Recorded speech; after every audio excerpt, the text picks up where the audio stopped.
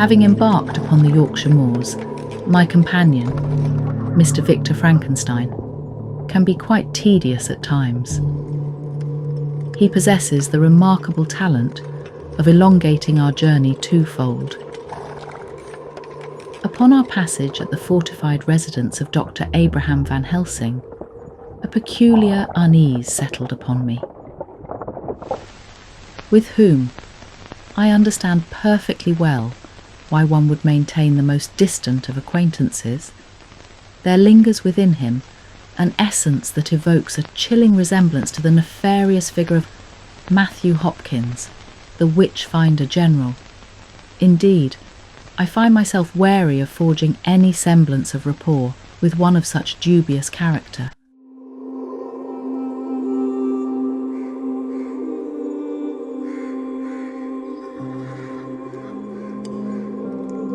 As we approached the imposing steel door of his castle, my sense alerted me.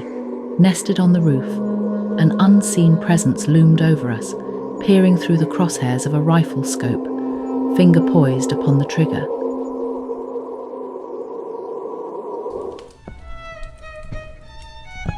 Van Helsing, a man whose very nature embodies the darkest facets of mankind. His insatiable thirst for bloodshed and conquest, coupled with an ego of towering proportions, does indeed render him a man more terrifying than any supernatural being. Miss LeFay, allow me to introduce Lawrence Kessler. Mr. Frankenstein will not be joining us this evening, I take it? Regrettably, it appears he shall not, courtesy of the weather. Is he timid vid storms? Quite the contrary. He is obsessed with them. He is presently on the roof, engaged in praising the current one. Come on, you bastard! So, Miss LeFay, shall we discuss the reasons you were so eager for us to gather? I summon those whom seek redemption from darkness. The anti-evil may not be inherently virtuous, yet we bear strength to... With all due respect, may we arrive at the point? Lightbringer is involved in the Ripper killings. How do you know this? I know it to be true.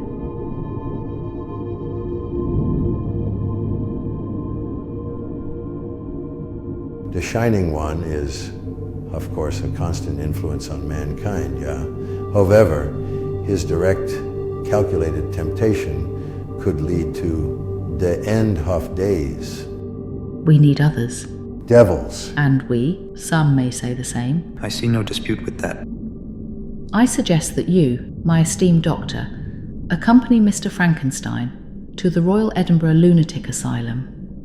May I ask what you hope to find written those walls? Why, a recruit, of course. As for myself, I must see to the arrangements of my own departure. Pray tell, my dear lady, you have just arrived. Where might you be off? I have matters to attend in Geneva. My dear girl, you cannot think of going on your own. I assure you, sir, I am more than capable of handling myself. I will accompany Miss LeFay, if it's all right by you, miss. Your presence should be most welcome, Mr. Kessler. Thank you, but I can take care of myself. Miss, I would like to go, if it's all the same.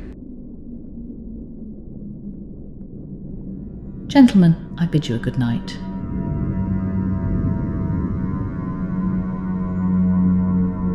I do not trust that woman. Something about this situation unsettles me deeply. It has stirred an instinct, a reminder of him lurking out there. Quincy Morris killed him, did he not? Nee. The details were fabricated, documented by a fame-hungry Irishman and published as a Vorkhoff fiction. I must say, this venture is going to get very messy. And trust in one, another may, indeed, come to a matter of life or death. Will we have trouble with you?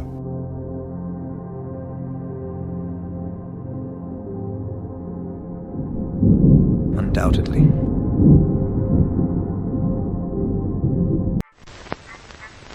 Virginia Marie Fowler, a woman of the streets, was discovered in the early hours of the morning on Bucks Row. Her body lying lifeless on the ice-cold cobblestones. The nature of her injuries is both shocking and horrific. Her throat had been slashed deeply from left to right, nearly decapitating her. Her abdomen had been viciously opened, with multiple stab wounds inflicted post-mortem. The brutality of the attack leaves no doubt in the minds of the authorities and the public alike that this is the work of Jack the Ripper. The Ripper has risen once more. Yet, in the face of this renewed dread, we must steel ourselves and ensure that the sinister fog of fear does not once again enshroud our beloved empire.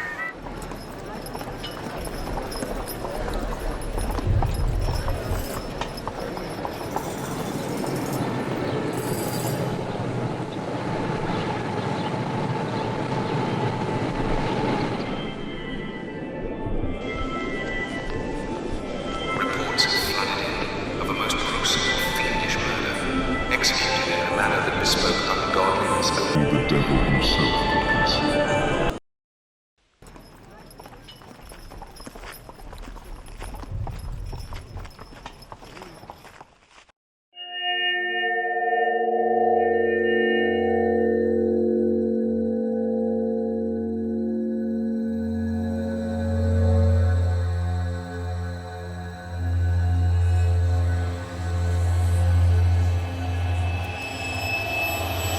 In this moment of bedevilment, as London recoils from the clutches of a terror long believed to have been vanquished,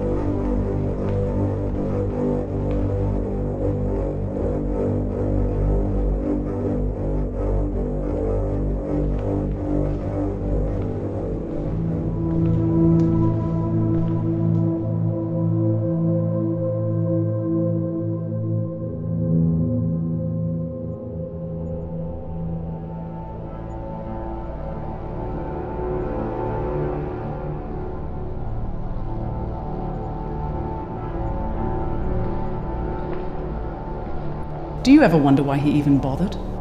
to alleviate boredom, perhaps. You have an odd relationship, you and him. I don't hate him by any means. He just disappoints me. How so? He chose to give them everything.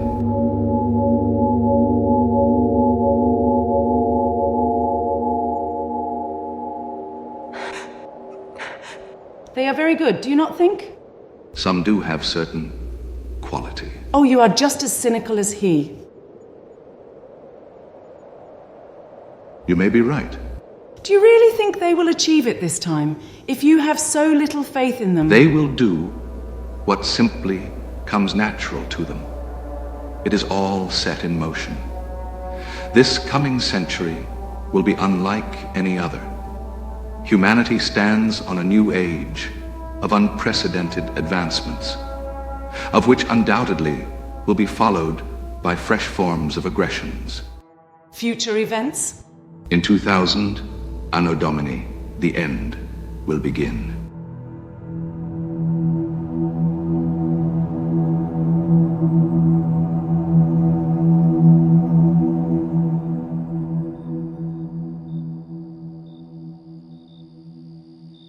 This endeavor, I don't think I can do this. No, I can't go through with this. Good God, man, get your head together. This is insane. We will never get away with this. We have a duty to fulfill, and we cannot afford to falter now. Get your head out, huff your anus. Maybe you would have made Professor if you were not such a vicious puff-gut bastard. Will you calm down, man, and keep your voice down?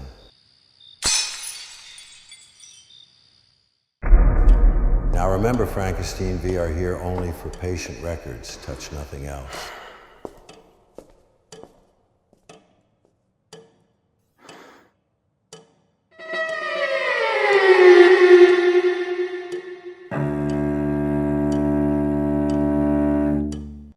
I have found it. Frankenstein?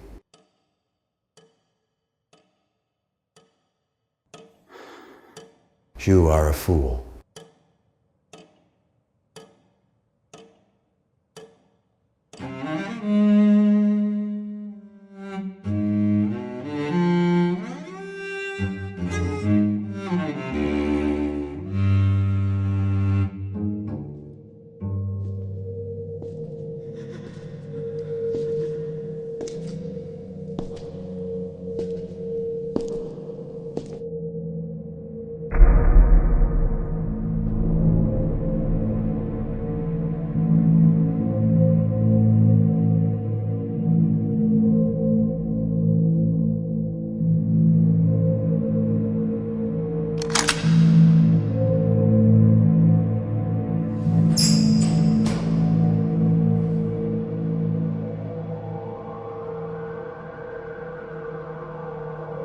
Edward Hyde.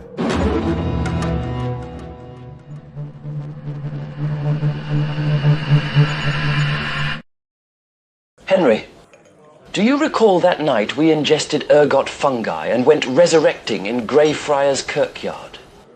How could I ever forget? That drunk must have been awfully taken back when he stumbled upon us. Do you recall? What glorious times we had. It has been quite some time since I last laughed, and even longer since I indulged in a drink. Why ever not, old man? I live under the burden of maintaining control at all times. If I were to slack, it can prove to be dangerous. I cannot help but feel a troubled sense about these people. Why did they break me out of the asylum, Victor? They say it is the beginning of the end of days, old boy. But for now, let us have another drink. Surely, Victor, you cannot seriously entertain such nonsensical ideas. I find it incredibly absurd, Victor. I am surprised to hear them from the rational mind of a man of science. I do not believe in anything of the sort, Henry. I have grown to realize that perhaps these other people are even more imbalanced than you and I. Perhaps it is better to ride this train wreck of horrors right off the cliff, eh? Now drink up, old sport.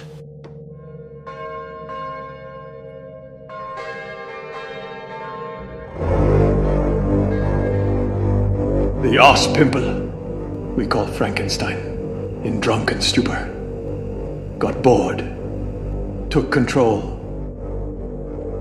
Sick of following the stupid party, whilst Frankenstein besotted in puddle of own piss, oblivious to our transformation. We cannot continue like this, Edward. We have a chance to make amends. Make a fucking mends, eh, Henry? Not a jot of interest in them posh buggers. Let them chase after their devil, while us, we'll revel in what we've brewed with our own hands. Do you not see? If they are correct, there may not be a world to destroy for much longer. Henry, we know we both don't believe that horse shit. Now fuck off! You are the worst of all creatures, Edward. Henry preaching to us. Cling to delusions like a drowning rat clutching to a whore. Do you not see the devastation you leave in your wake? We could use our strength for something rather than destruction. Bah! What use is such a notion to us? We're beyond the trifling worries of men, Henry. we're a fucking force to destroy. No, Edward. We are blind to the truth. We have the power to choose a path, rise above our baser instincts, and strive for something greater. And what's our grand fucking plan? Gestures of kindness? Licking noble arses? Nay, we choose the path to genuine freedom. Chaos.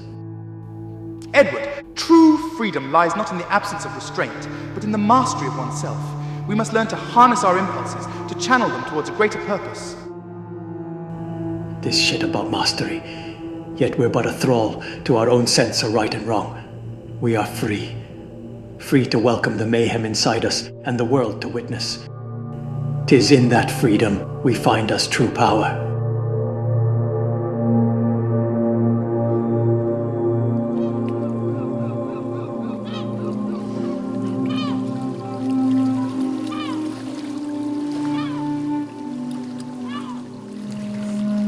I believe Mr. Frankenstein to be older than a century, you know.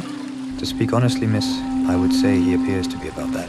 I must confess, it is his vigour that I admire. He appears as though he could run for miles without a moment's pause. It seems to me it is a mania that drives him, miss. I find that unsettling. Oh, Mr. Kessler, I am certain you could handle yourself quite capably against an old man like Victor Frankenstein.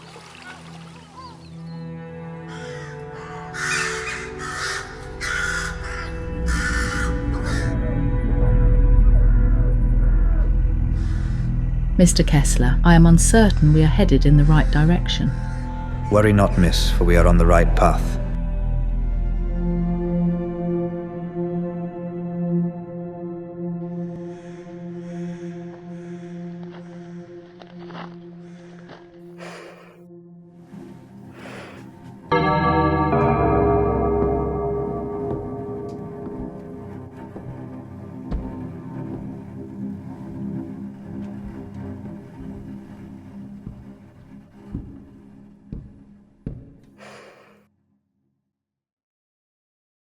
Mr. Kessler, our pact of trust, do you remember?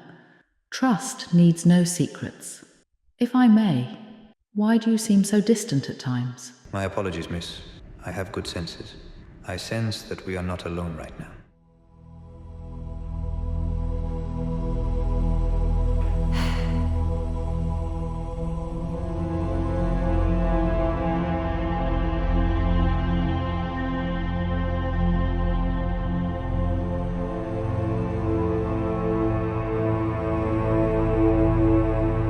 We mean you no harm.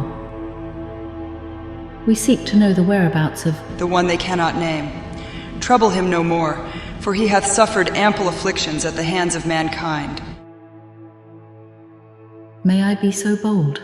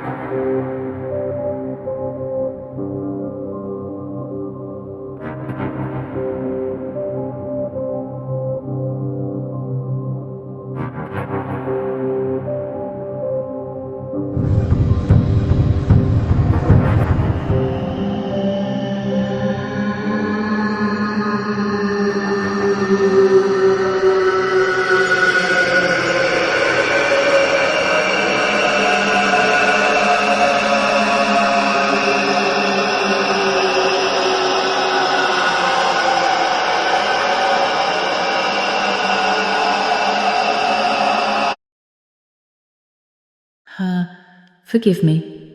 I feel it is vital that you understand why we seek the assistance of the unnameable. His disdain for humanity hath flourished mightily through the ages. I fear he is rendered indifferent to man's extinction. His affections lie closer to an alliance with the depths of hell. Yet I perceive the urgency in thy quest to avert the end. He retreated unto the southern land, where man dare not tread. There we must go.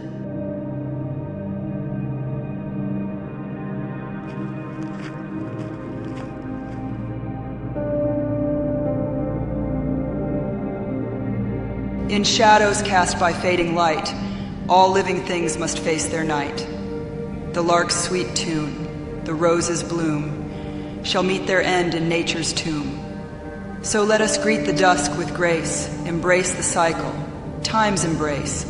For in the rhythm of goodbye, we find the truth. All things must die.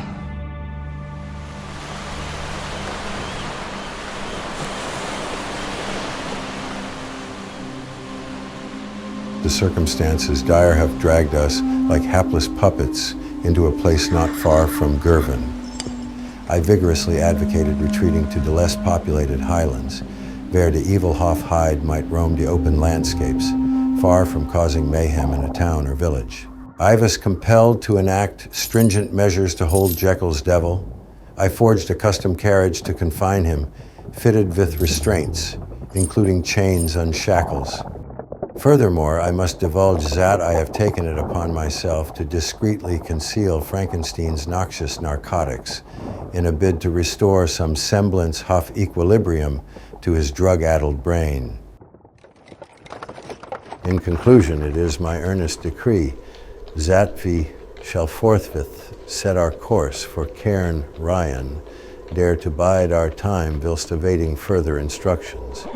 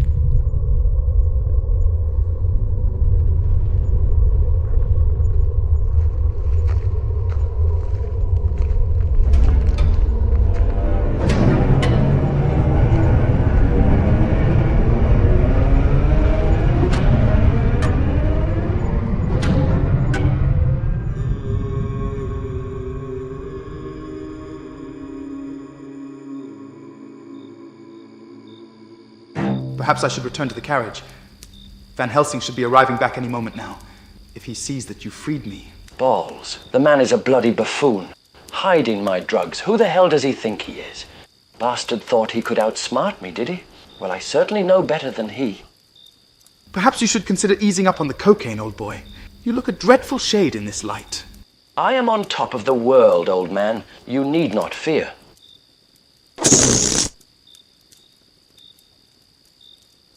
Oh, for God's sake, Victor.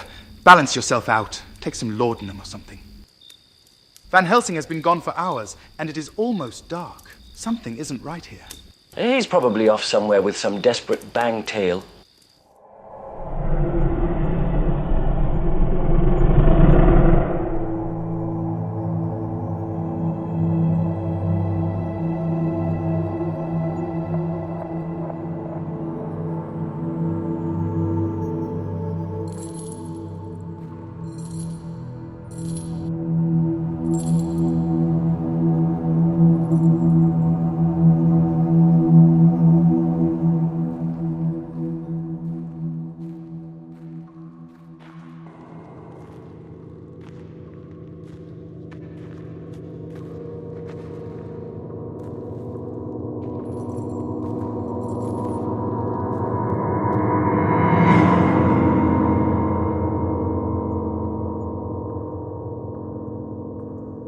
What may you be then? You have no fucking idea.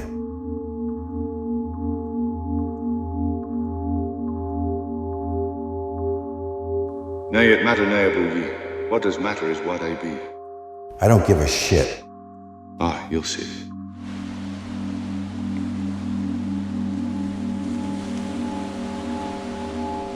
The trail ends here. Ah, well, they can't say we didn't try. Quiet, Victor, just for a moment. We are missing something, Victor.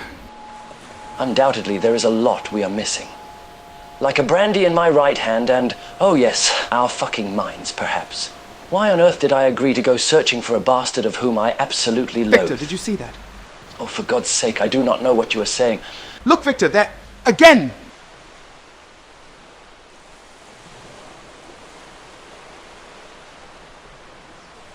Are you going mad?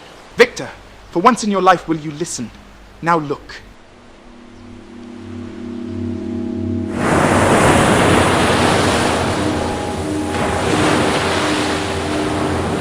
Bugger.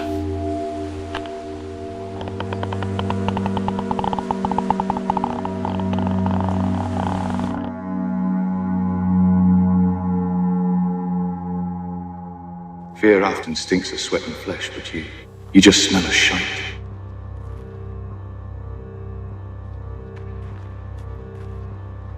I've killed many a man like yourself. Hard men will hide their fear for a bitty, but it aye seeps out eventually. We've been hunting prey on their lands since the days of James VI of Scotland.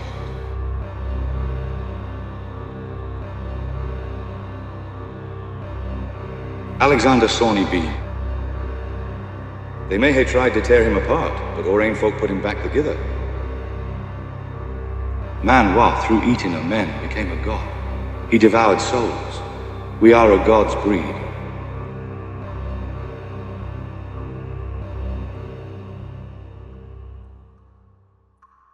The blood of the Bean clan rins eternal. Ugly bastards, I don't mind saying. Inbred cannibals, is it? Evolved to the darkness of the cave, eh? What be here with you? A good old-fashioned clan clash and no invite for us. Don't mind indulging in a bit of flesh of man ourselves. No matter. We be here now! Raw power and menace. And we be fucking hungry!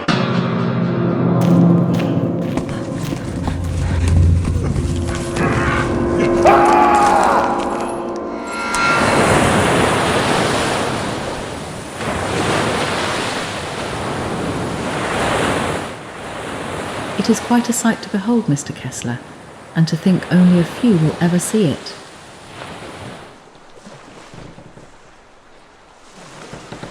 I take it the sea is not your calling, Mr. Kessler. Aye, miss. You could say that I've got no guts for it. She is a harsh ruler, the sea. She shows no mercy to those who dare challenge her. Imprisoned within the depths of these waters, there are forces far older and more powerful than anyone can comprehend. Something even the governors of hell fear to stand against.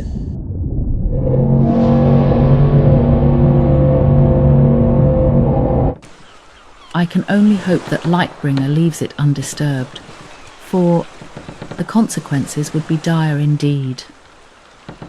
'Tis a strange world in which we live. Seems like all manner of monsters are crawling out of the crevasses these days. It is as if the shadows themselves are stirring with evil intent. I cannot recall a time when there was such a surge in dark energy, not since the Middle Ages. What do you make of it all? It is of Lightbringer's doing. I fear that he is aligning the pieces, setting the stage for his big moment. Our journey, not devoid of its challenges, has proven to be a crucible of resilience. The vicious whims of the sea have tested our mettle and subjected us to the mercy of nature's unyielding fury. Mr. Carsten Borchgrevink's unwavering generosity has rendered our inclusion aboard his most esteemed vessel, the Southern Cross. Mr. Kessler, though unaccustomed to the rigours of seafaring, has proven himself a most agreeable companion. Though possessed of a quiet disposition, from Mr. Kessler's character I sense an aura of old-fashioned honour. As we navigate uncharted water, I am already filled with a melancholic sense of doom, a premonition of the unnameable lurking just beyond. I sense the area in which it roams is vast and cruel. It may take time to locate.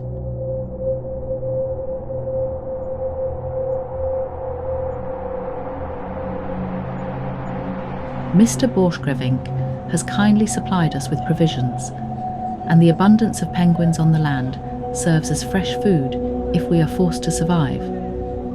Fortuitous are the circumstances that have conspired to aid us in our quest. Where are they going? Are they insane? Stop! You will never make it. You won't survive on your own.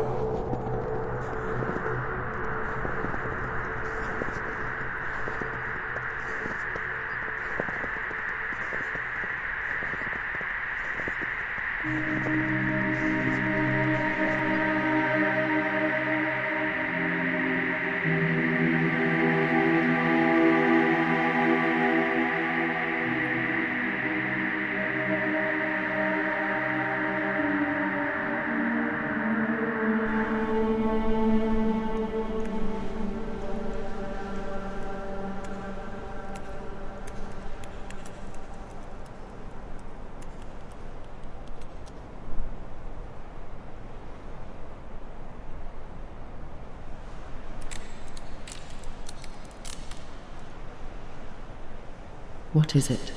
Wait here.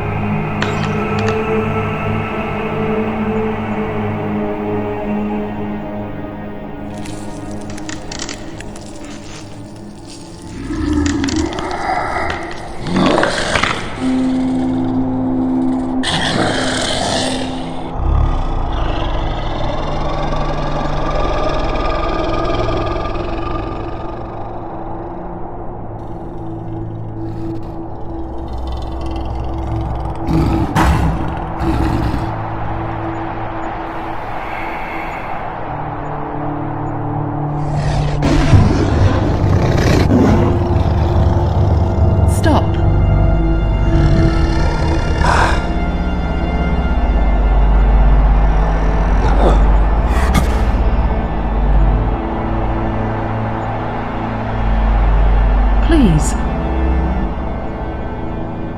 Can we speak?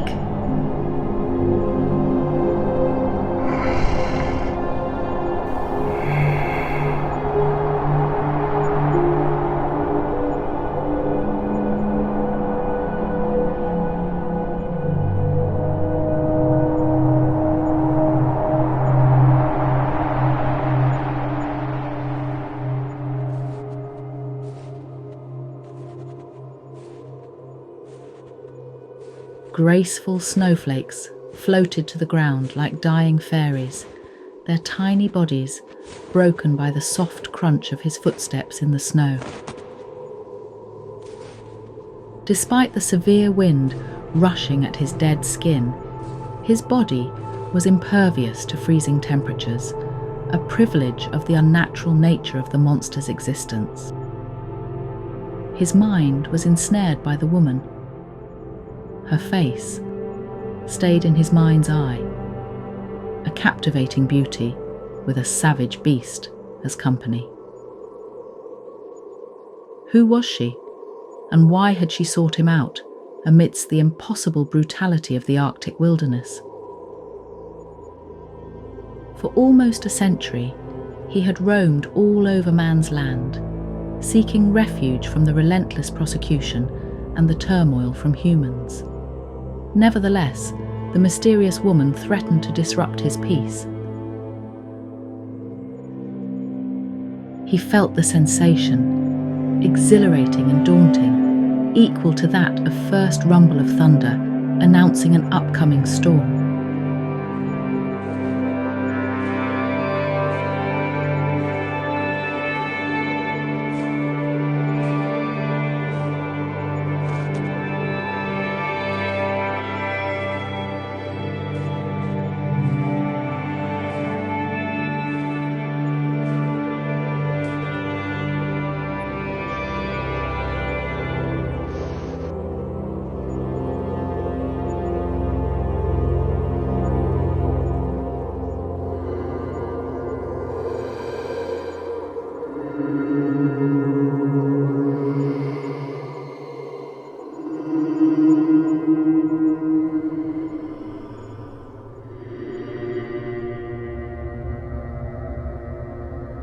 Mr. Kessler and I managed to secure passage aboard the Belgica, the Belgian Antarctic expedition. The trials endured by the crew are beyond the scope of words. Ill-equipped and ill-fated, they dealt with starvation, scurvy, and inevitable insanity. Indeed, their very minds seemed propelled far over the edge, as evidenced by the case of a young sailor who declared that he intended to return to Belgium and promptly left the ship. Devoured by the ivory abyss, he never returned. Mr. Kessler proved invaluable, with aiding in creating wider channels through the ice using explosives and other tools at their disposal. It took a month to finally sail free from the icy squeeze. The scene aboard the Belgica was one of horrid anguish, yet amidst the hopelessness, there was always a spark of resilience. How they endured such adversity, those mere mortals of men, their suffering I cannot fathom. Regrettably, our attempts to speak with Frankenstein's creation proved futile. Although we managed to pinpoint his location, he eluded our grasp.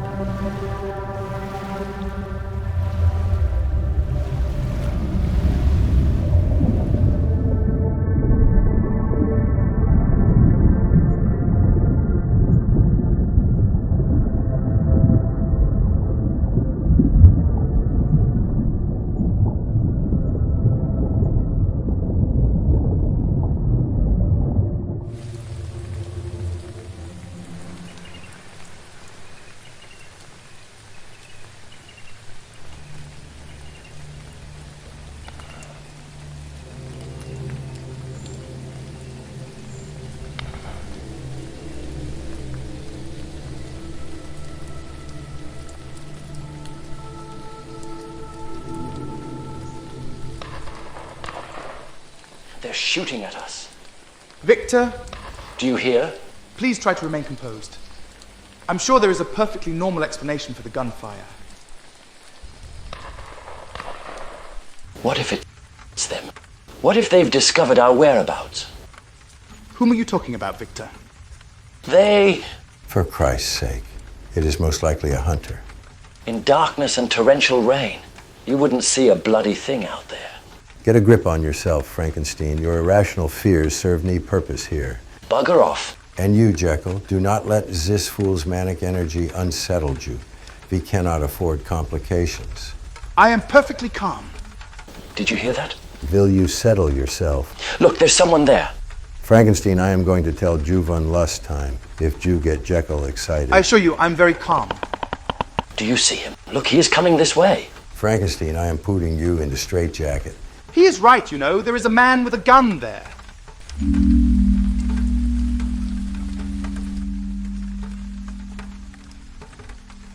I say, hello there.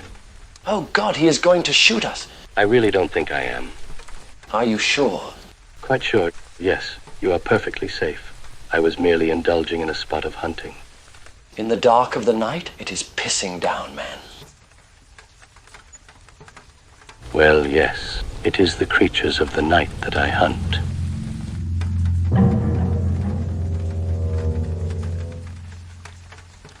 I say, pardon my ignorance. Would you fellows care to join me for some fruit punch? With much regret, really. Must get out of this dreadful rain. Why, yes, of course we would be more than pleased to join you. Excellent. It is settled. Gentlemen, may please allow me to introduce myself. I am Lord Boleskine, at your service. The wizard raised the dead in the entire cemetery, and poor old Minister Houston spent a laborious time reinterring the bodies. Can you imagine the task of establishing which stiff belongs in which hole? The history of this place is astounding. The land imbued with such persisting energy. I just had to acquire it. I paid more than double than it is worth. In fact, I simply had to beg them to sell it. Nonetheless, it is truly ideal for my operations. It speaks to me in so many ways. Ah, ja, you're delving of the occult.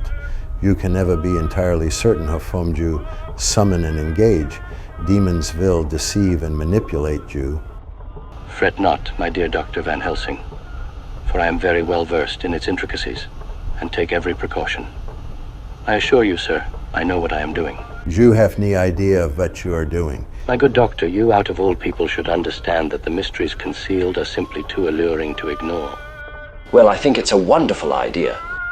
Regardless, Lord Boleskine, the powers you toy with are well beyond mortal comprehension. And what precisely are these operations you pursue, Lord Boleskine? Are you familiar with Enochian? The invocations of John Dee? Fascinating. The language of the angels, as Dee believed. With proper preparation and respect, one can unlock their secrets.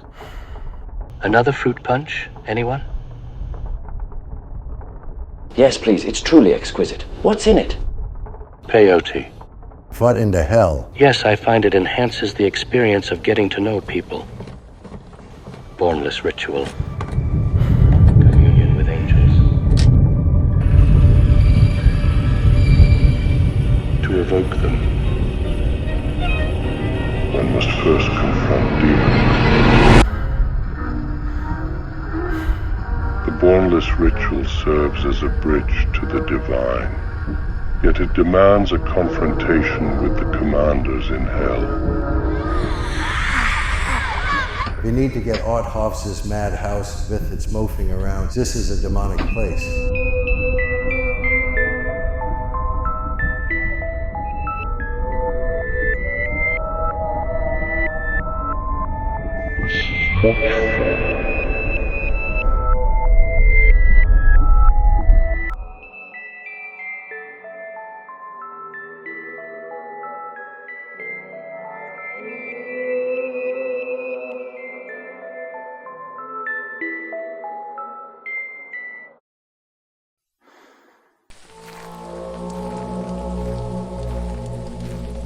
Indeed, my esteemed fellows, I believe you may have misunderstood. The goal is not about summoning evil. It is simply about...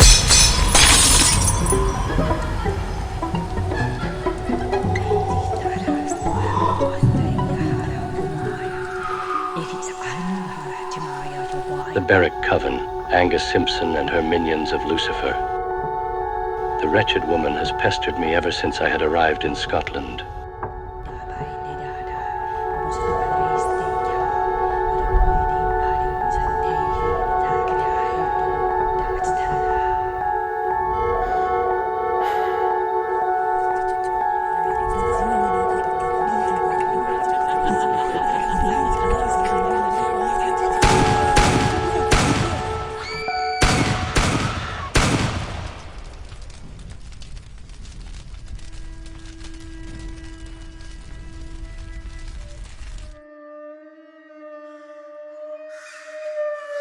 In light of these circumstances, I have resolved to return to London. Amidst a haze of peyote-induced visions, a revelation dawned upon me. I saw an ancient Egyptian deity, Zat. I recognized but cannot remember the name exactly. I am compelled to hasten to decide of Howard Carter, for I believe that the key lies within Egypt.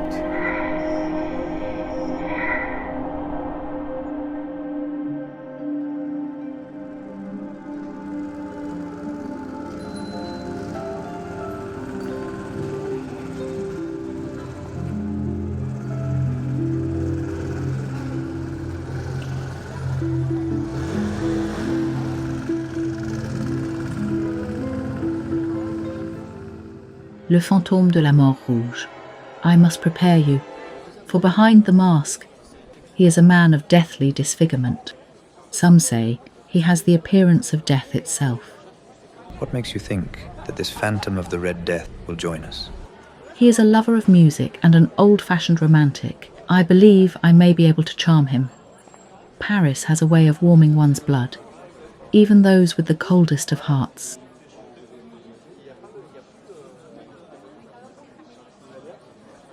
I once knew a Romani enchantress, Esmeralda.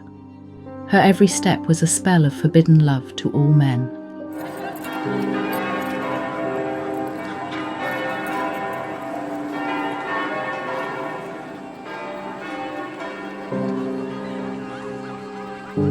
She danced in the streets and haunted the hearts of all who saw her. Most of all, there were 3 that were hopelessly bewitched by her. Captain Phoebus's was a cold killer of a man, the kind like Van Helsing. Claude Frollo was a man who partook in the most horrendous of dark rituals, and the leader of a carnal cult. And also, there was Le Bossu, Quasimodo. He was a talented artist who was shunned for his appearance, and so he hid behind the incredible stone gargoyles of which he carved. Claude Frollo was Quasimodo's master. Frollo chained him to the roof of the cathedral until he agreed to abduct Esmeralda.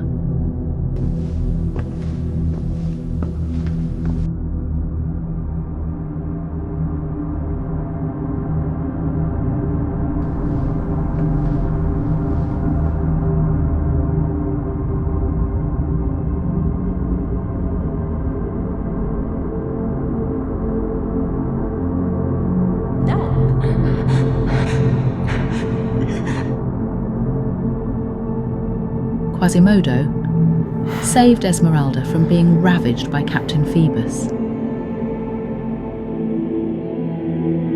He broke the soldier's neck. Quasimodo took Esmeralda somewhere she would be safe.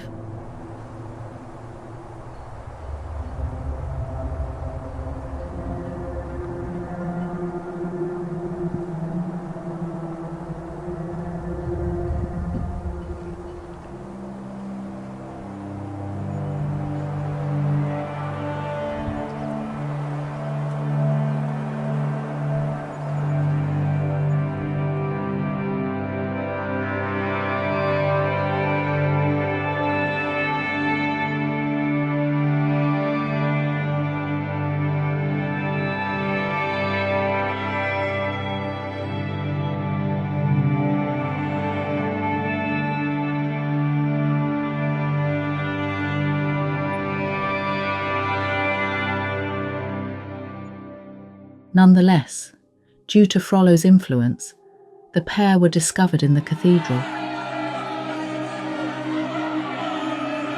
And with the injustice of man's justice, Esmeralda faced accusations of witchcraft and murder.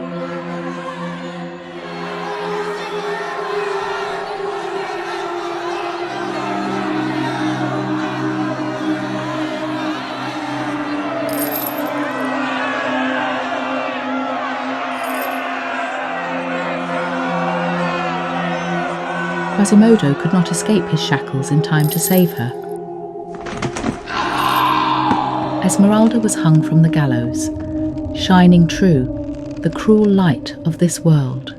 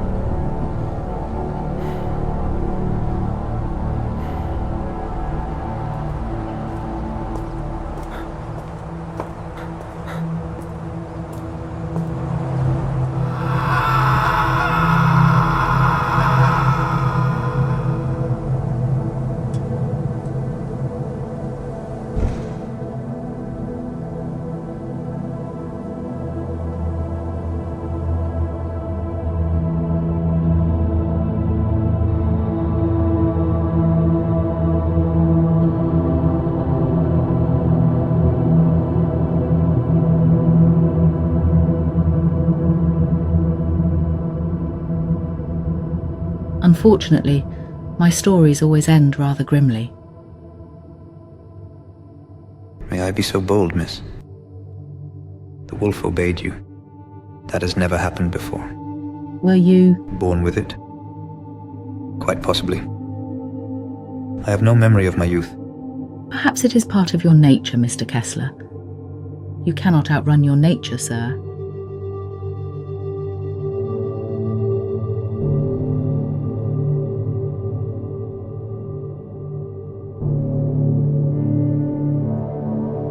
He felt a surge of exhilaration as he navigated rooftops, free from the barriers of men, more alive, for the entire city of Paris itself was his playground.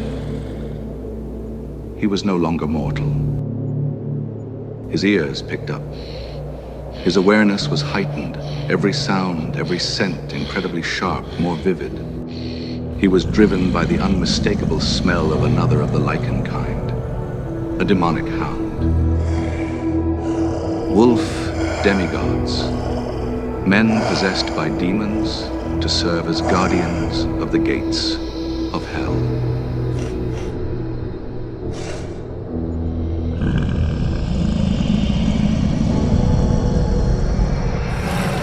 The demon warned him of trespassing on its territory, but he showed no signs of backing down. Vampire of Montparnasse discovered dead. François Bertrand, the infamous former sergeant of the French army, who was known for the grisly crimes of cannibalism, body snatching, and necrophilia. A new chapter unfolds as his naked body was discovered in a state of savage mutilation. With François Bertrand now confirmed deceased, fears arise that his demise may not mark an end to the murders that have plagued the streets of Paris. Let us hope that the bodies drained of their lifeblood and washed up in the Canal Saint-Martin have finally come to an end.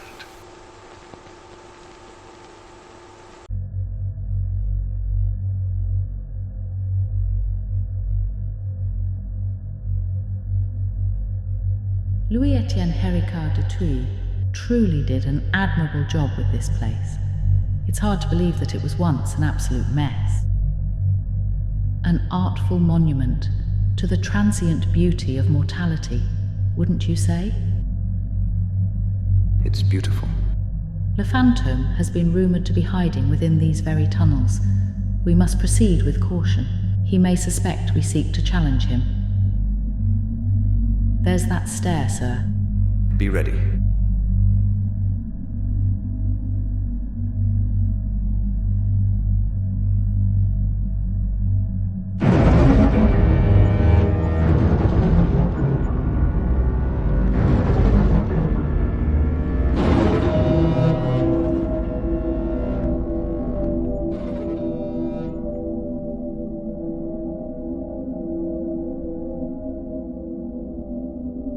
He is not whom we seek. No.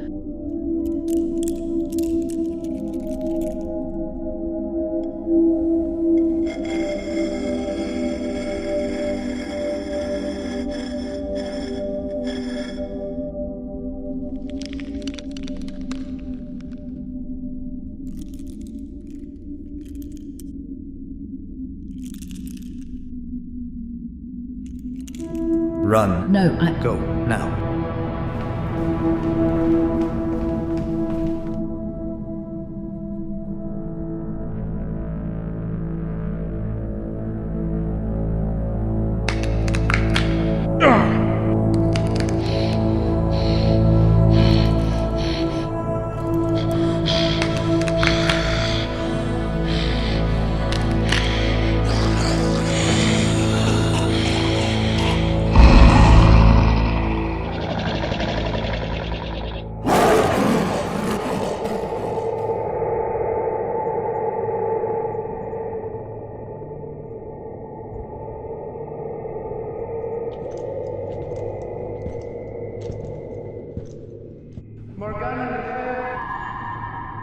Your hands are stained with blood. A sorceress of unparalleled power, etched into history alongside the legendary Arthur.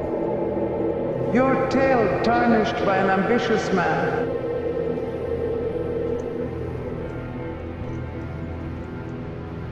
Wickedness will always be part of you.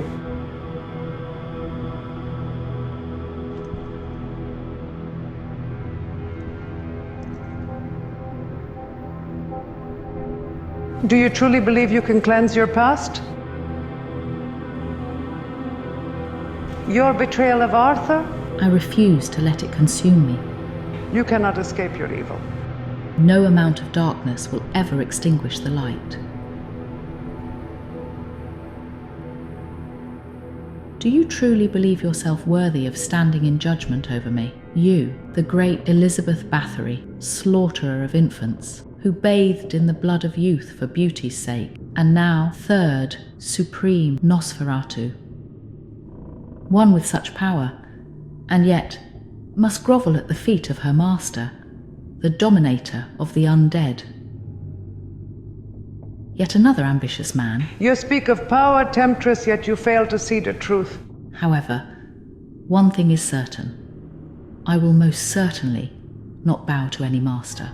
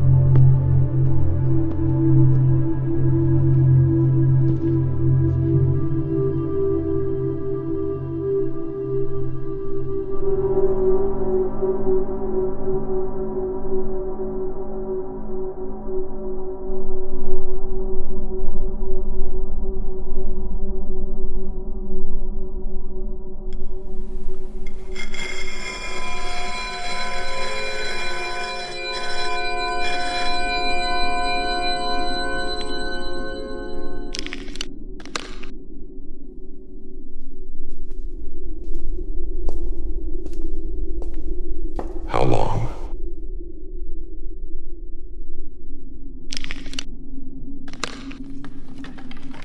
Too many centuries to count.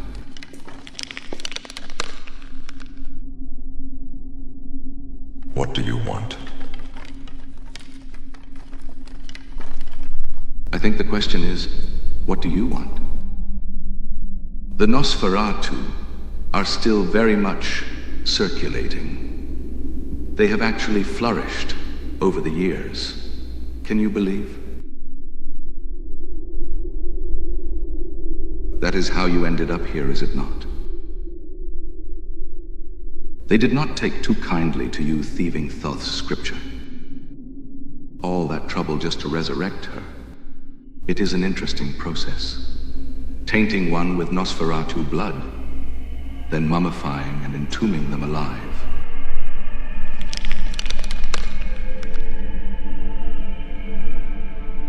Tell me what it is you want. The power of necromance.